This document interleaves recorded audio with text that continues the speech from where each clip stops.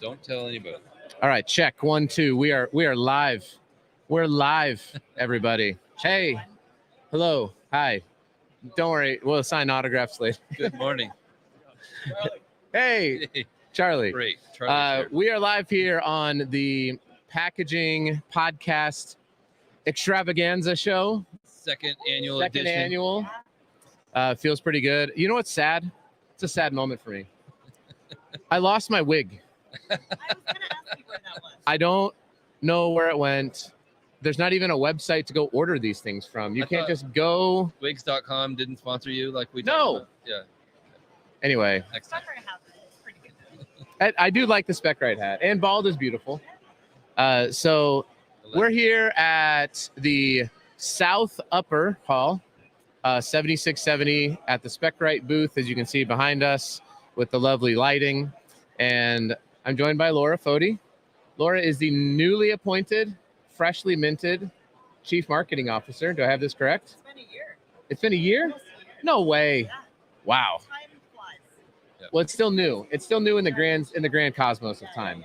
Yeah. What is still relatively new is our podcast that we launched, Beyond the Shelf.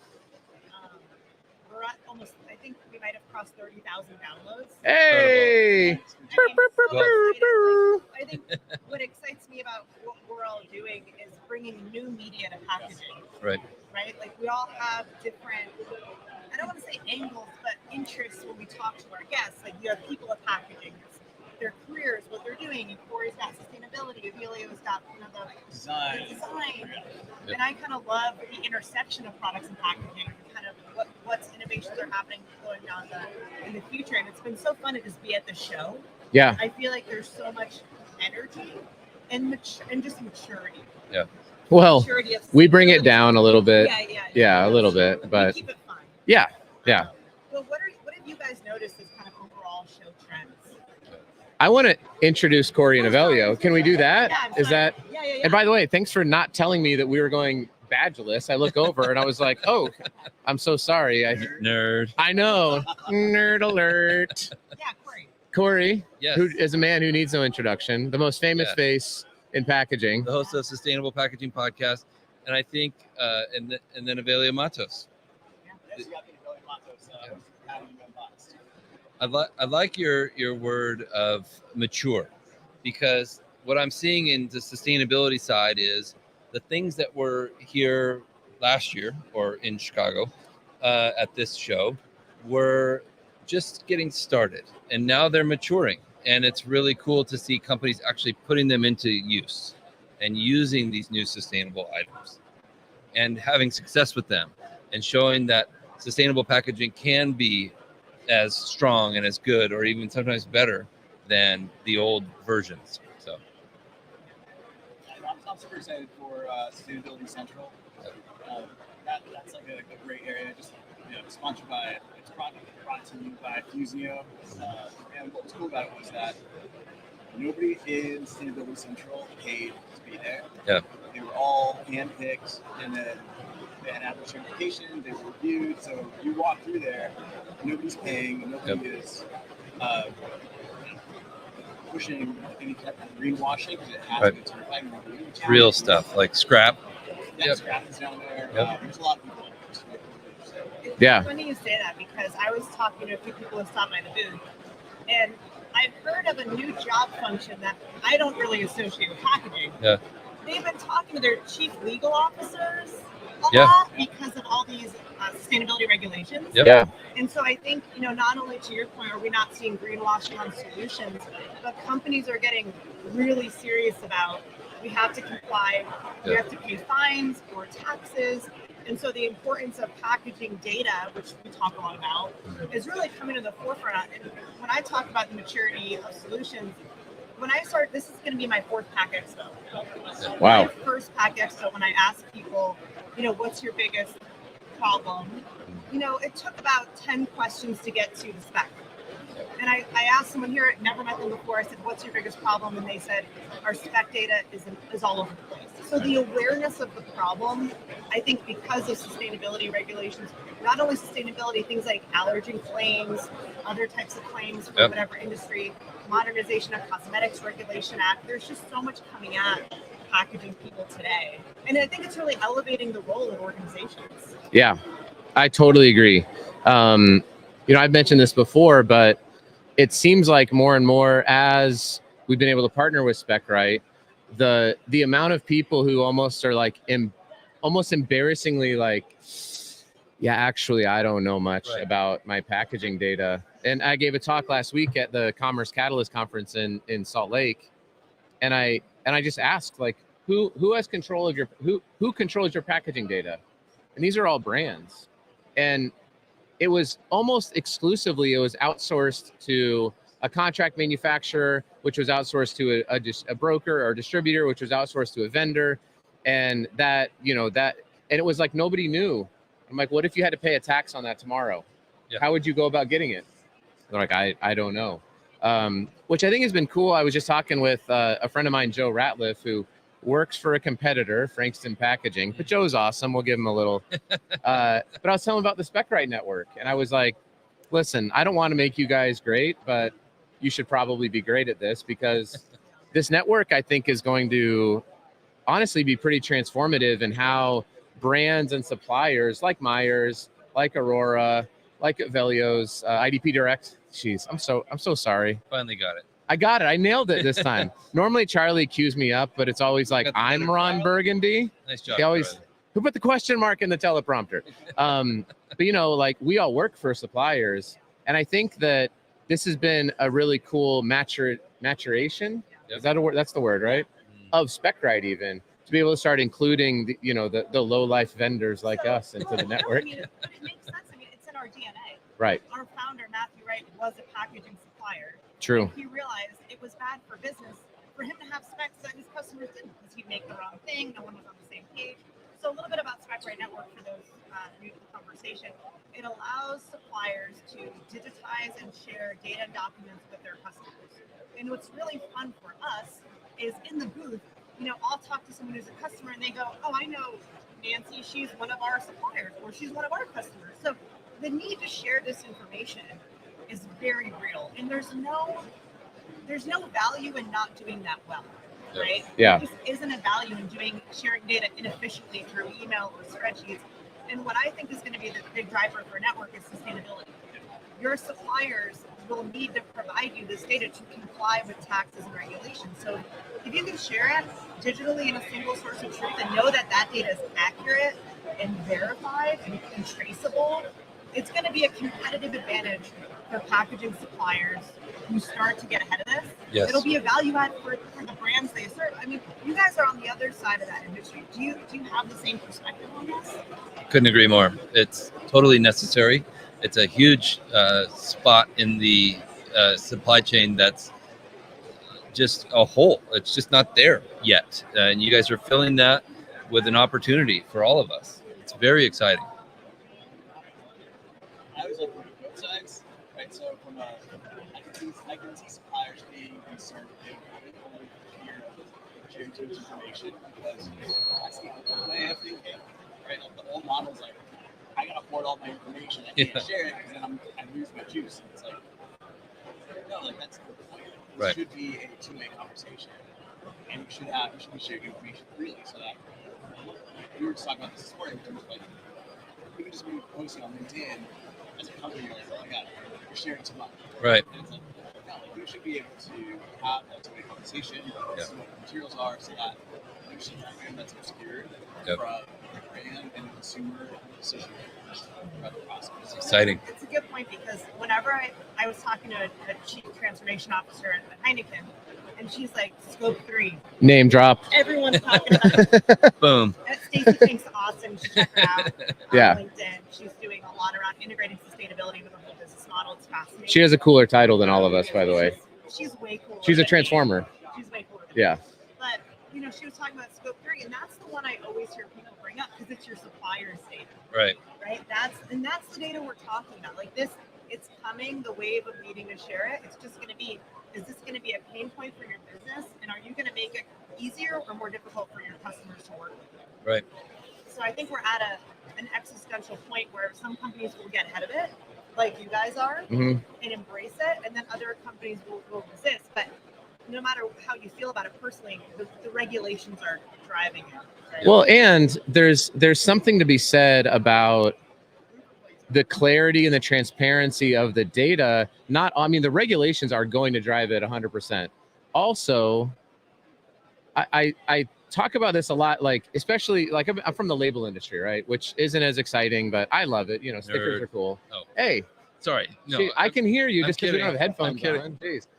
But I would always encourage our customers to help us qualify different specs, because we need to be able to go to our manufacturers and pull in from different places, drive price pressure down if we have to, you know, kind of create competition that way. But if you're not flowing it back the other way with transparency, then you're actually doing your customers a disservice, because you're hoarding the data because you think you're going to make more money, and it's not true. The more transparent you are as a supplier, actually the more money you can make, the more profit you can make, because you can qualify different specs and you can go help them out and actually build trust. Yeah, exactly. The other part of network that we really should talk about is, you know, what's in it for the supplier, right? Because it's like, yeah, it's making it easier for you to share data if you need to, but it's also this idea of expanding your catalog to customers. So like what I think about is, in Specright, you can search for any spec.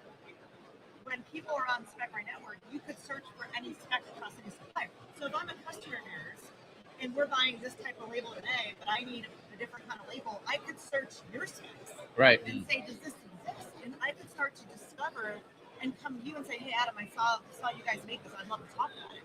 And so it's that, you know, visibility and connectivity of solutions, because I mean, you guys can't talk to every customer every day and tell them about every single new solution. Right. So how do you enable people to have more awareness of the things you're launching? You know, what are you guys doing at Landsberger? You know, the importance of new innovation and communicating that to customers. Yeah, we have a bi-weekly announcement of new things that we're promoting and providing. But what if that could be all online and automatic and searchable? What a great idea. Yeah.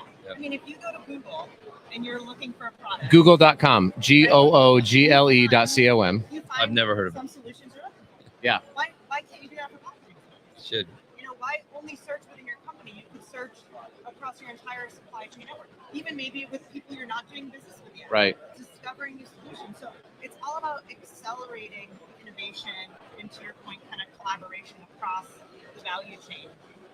But yeah, this is the exciting stuff. And to Evelio's point about fear, you know, I could see where there would be suppliers who would be like, well, if other people's customers can find me, that means my customers can find someone else. And to that, I would say, if your relationship and your supplier base, of course they can.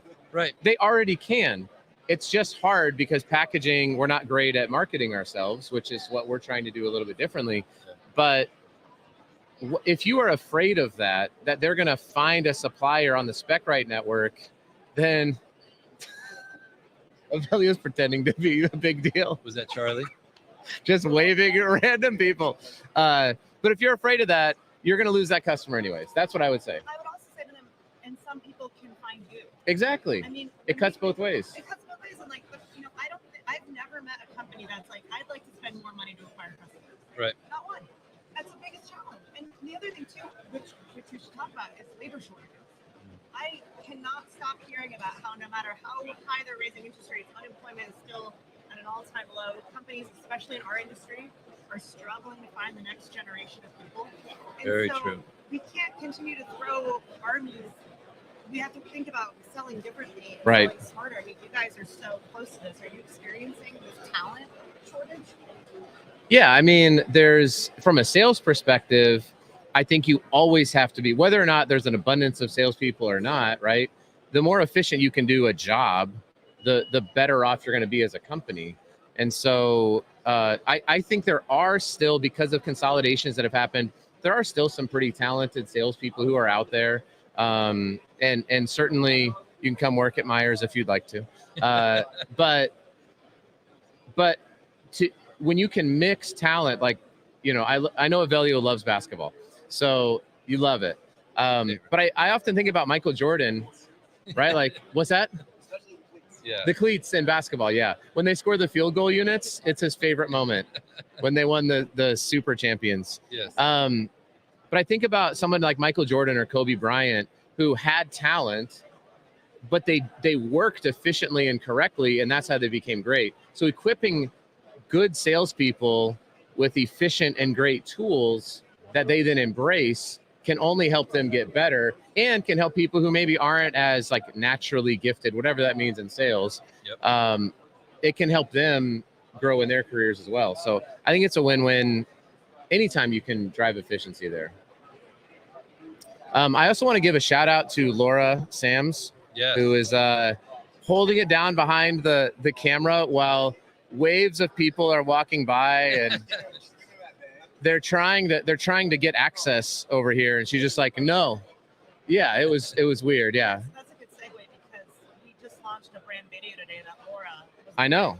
Nice job, Laura. The video is called Specright versus Spec Wrong, and it's all about illustrating the problem of a lack of specification management, right? Because what we typically find is if you're listening, you're like, yeah, this is a pain point, but how do I tell my boss that this is important? How do I illustrate the before and the after of doing this? And it follows a fictional company called Margarita Manufacturing, and they're trying to bring a triple-decker pizza to market. Sounds great. It's got to go fast. great It's got to be video. fast. It's got to be sustainable. Yep. And Blake, the new head of operations, goes and starts to work with the packaging person, the procurement person, and the supply chain person to make this happen, and discovers that disconnected data and disconnected systems are holding them back.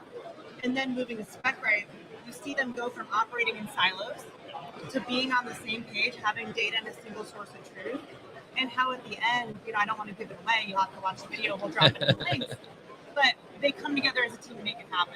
Right. And I think that's so important of showing people there's a better way, not just telling them. And so Right. I also, when you guys got a sneak peek of it, did it resonate with you? First of all, that's my last name, and I'd appreciate it if you wouldn't use it so flippantly. Okay? Because you have to ask me these things, all right? Trade. I'm not just like, I need a massage on my foties. I don't just say that out loud, all right? Yeah, it was awesome. I love the creativity behind it. The personas behind it, I think we can all resonate with having worked with before. Do you know some of those people? Yes. Yeah.